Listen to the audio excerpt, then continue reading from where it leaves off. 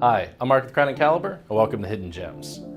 There are watches that for whatever reason was happening at the time, too much news going around, other watches being hyped up, whatever reason the world was going on, it just didn't get the attention that they should have gotten, no matter how perfect they were, no matter how fantastically executed.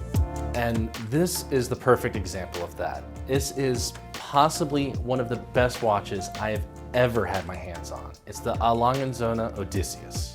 So let's get into it.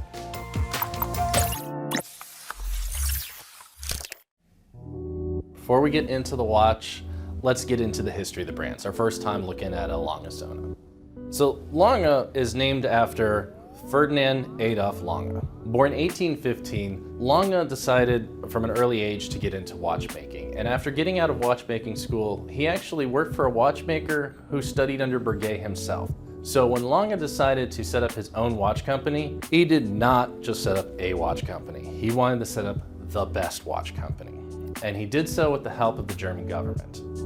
The general economic condition of the Glashütte region in Germany was not great during this time, and the government was looking to try and set up some new kind of industry. And Lange came along and said, why don't we set up a German watchmaking industry, just like Switzerland has? Give me the money, I'll start a watchmaking school, and we'll build a watch industry here. And that's exactly what he did. He started a watchmaking school with 15 students, and whatever they were good at, whatever they were best at, he said, that's what you'll do, and immediately set up the industry so that there was somebody who made this part and somebody made this part. He set up the Swiss watchmaking style industry in Glashütte immediately. It wasn't just him, it was then his son and then his grandson. It actually became a family business where they didn't just make good watches. They made the best watches in Germany. The highest quality, they pushed technical standards. I think it's fair to say that Ferdinand Adolf Lange was the Breguet of Germany. He set up watchmaking for Germany. He pushed the boundaries of quality and technical innovations. It all comes from Lange. So fast forward, what happens to Lange? It's what happens to all of the German watchmaking industry, and that's World War II. When World War II ends, Glashütte is in control of the USSR. And with that, they all forced under one company, the GUB, and all of the individual companies go away. Come 1989, the Berlin Wall falls. And Walter Lange, who actually worked in the Lange factory during World War II and had to flee East Germany because the USSR wanted to send him off to uranium mines, fled to West Germany and tried to keep his name alive, his family name of watchmaking alive. Once the GUB broke up in 1990, he was able to get his brand again. He was able to get the family name again. And with the help of some friends over at IWC, he got funding to actually start Lange again. They get the engineers from IWC together and their own engineers, and they create, 4 years later, their first 4 watches. 3 of which are still their core collection. The Saxonia, the 1815, and the Lange 1, legendary Lange 1 from right off the bat. That was a statement. And that's what Lange has done since. High-end watchmaking, high-end finishing, and that leads to a dress watch style. And no one does it better.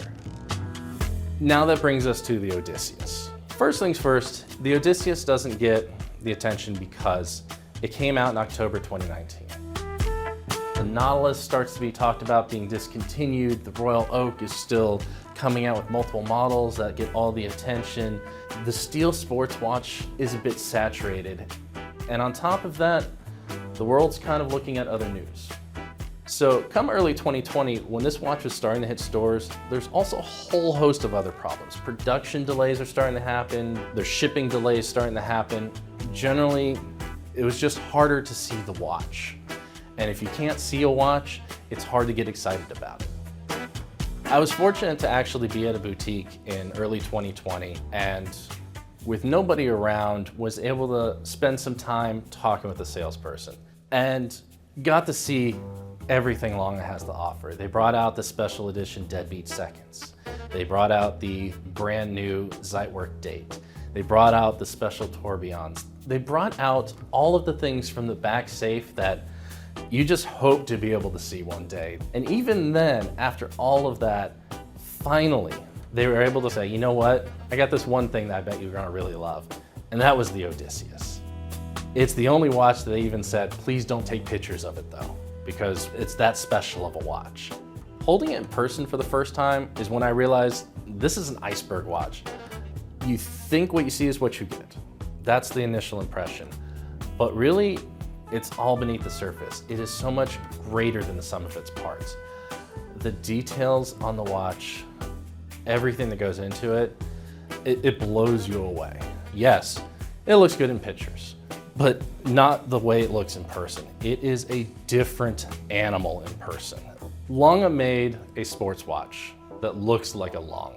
And that's not an easy feat because they don't make sports watches, they make dress watches. It has the big date. It has markers that are to perfection. It does things right, like an instant change date on the side that don't require special tools in order to push the button. They're easy to push. They're hard to see even because they just meld with the case. They're actually the crown guards.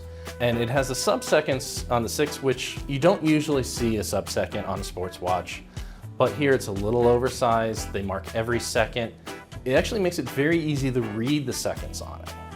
As a screw-down crown, thus a sports watch, 120-meter water resistant means you don't have to worry about washing the dishes. But at the same time, it's so well executed, you can wear it to a wedding. The blue dial version has a texture to it that gives depth. You want to run your finger along it. You want to feel it. And besides the steel version, Lange did what everyone else does with the steel sports watch. They made a gold version. But the white gold version works just as well. It has a gray dial where they got rid of the texture and instead made a little dressier. It has more of a matte center with the fluted edge, which works just as well. It's really pick your poison. They're both executed perfectly. It's just a difference of what kind of dial you prefer. The movement also, in Lange fashion, it's a brand new movement for a brand new watch that is executed perfectly. And it's a sports watch with a quick change date, large date wheel, large day of the week. It's 99 components just to change the date in this thing. That's Lange. They don't do it little bit. They do it all the way. They create a new way of doing it. They've created the best way to do it. If we were to start today and say, who are the best 3? Who are the big 3 watchmakers out there? And you didn't include Lange in the conversation, you've made a mistake. They are, in my mind, the best watchmaker out there that makes more than 1,000 watches a year. And with the Odysseus, we can talk about that one watch collection. If you were going to have one watch, it's something that looks at home no matter what you're doing, which means it's a sports watch that can work as a dress watch. For a lot of people, they talk about the Submariner or the Royal Oak or Nautilus. I've had all of those in hand. It's the Odysseus. This watch is the answer. And for all of those reasons, and the fact it doesn't get that kind of love within the watch community, the Lange Sohne Odysseus is a hidden gem. Hope you enjoyed hearing me rant about the beautiful Lange Odysseus. If there's a watch out there that speaks to you the same way, let us know in the comments. See you next time on Hidden Gems.